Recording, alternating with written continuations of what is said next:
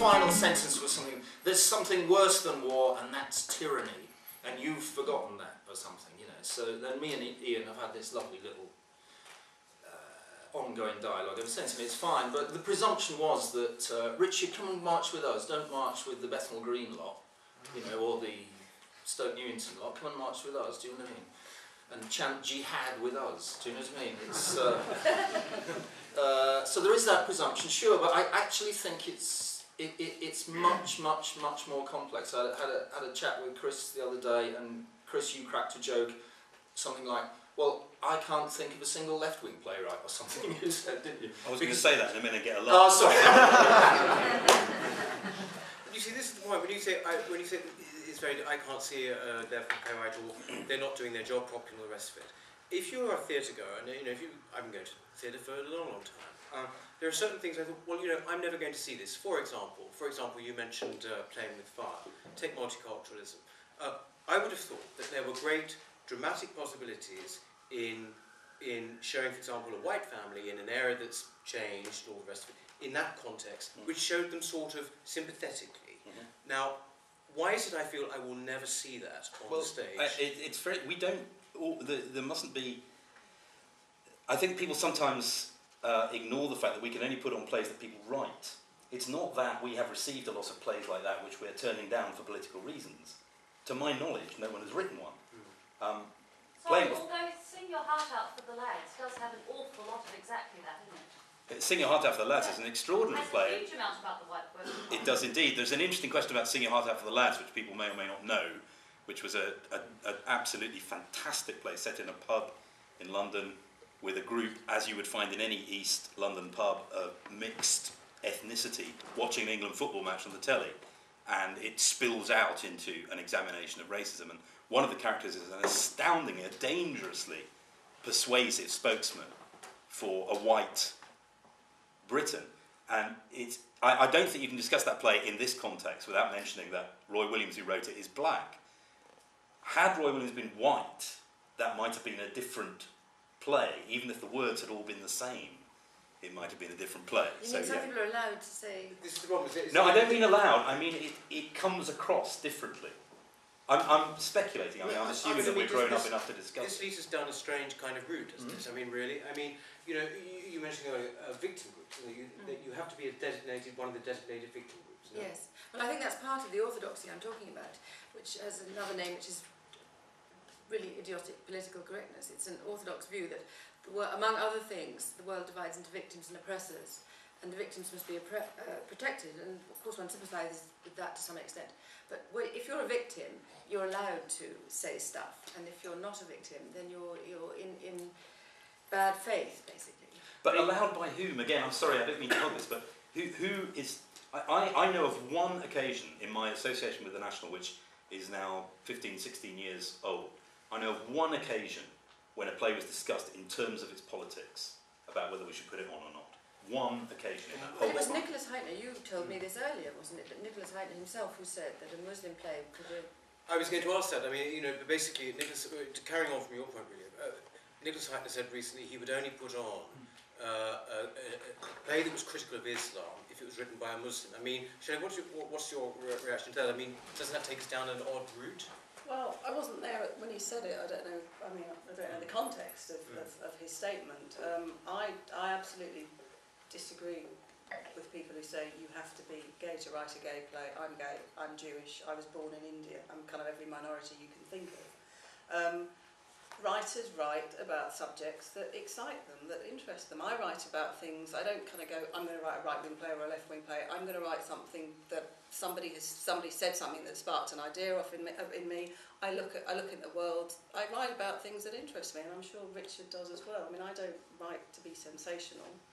I write to perhaps make people think about things in a different way or bring different ideas to people that they haven't seen before. But I don't agree with that statement. I don't think you have to be off something in order to write it. I wonder whether that's got to do with with feeling you might have more of a sense of authenticity if that author is a gay author writing about a gay subject or a Muslim author writing about a Muslim subject. In a way, your audience feels it's more authentic and therefore they will believe it more. Isn't that Maybe, I don't know. I mean, I don't agree with it. I mean, no, isn't that a terrible way of sort of like a get out clause, isn't it? I mean, really, by saying, well, it's by a Muslim, so it's perfectly fine. But I mean, if you go back to, literature, for goodness sake, I mean, does this mean that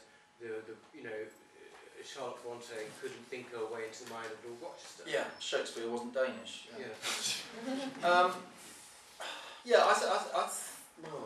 What was the context of that? The Jewish Chronicle interview? Yes, it was. Yes, it was, yeah. So it's one of your examples, isn't it, that you didn't fully think that one through, I suspect. My first reaction was that, because I write a lot about Islam, and my first reaction to that was, oh well, Nick's never going to do one of my plays, and I thought to myself, well, what's he really saying? Is that he wouldn't accept, if he was in the 30s, he wouldn't accept a play about Nazism unless it was written by a Nazi. Do you know what I mean? To me, that is the issue there, and I'm sure that's not actually what he means. You're closer to Nick than I. He doesn't actually mean that, does he? I don't think he means that, but it's certainly a remark which I regret his having made. At the same time, I can easily see how such a remark comes to be made in the context of an interview when you're being asked.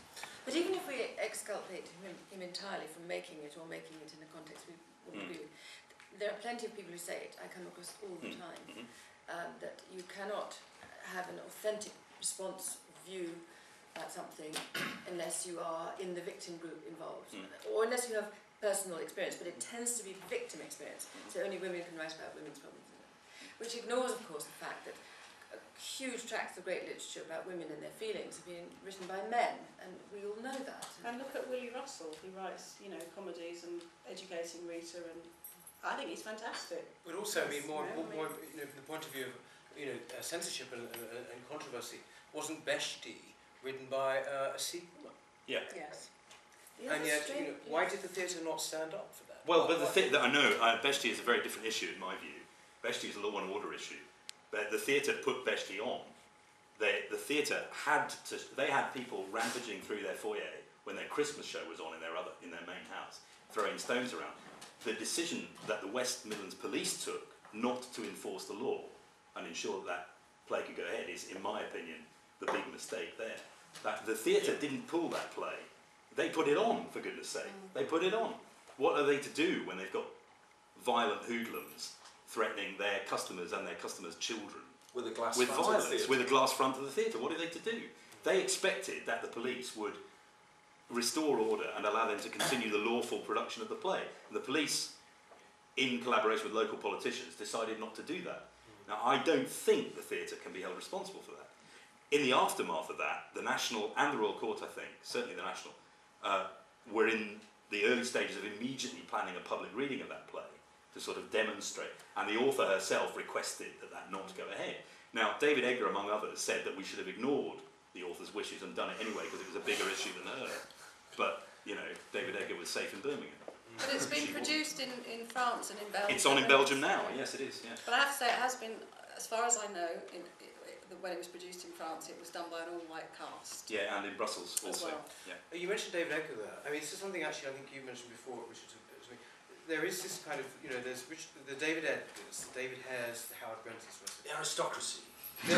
It's a generational thing. There is a generational. Yeah, what is this? Can you explain what is the generational? How have you experienced the generational split in the theatre, if there is one? Oh God.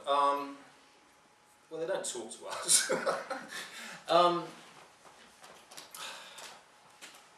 Stoppard gave me a lift to a tube station once. Tom Stoppard is a right-wing playwright. If there is such a thing, Tom Stoppard is it. Yeah. Obviously, explicitly in his work. So in other words, we do know what a right-wing play is. Then. Well, we know what Tom Stoppard's plays look like. I think if you get out of London and do anything theatre-wise in England, whatever.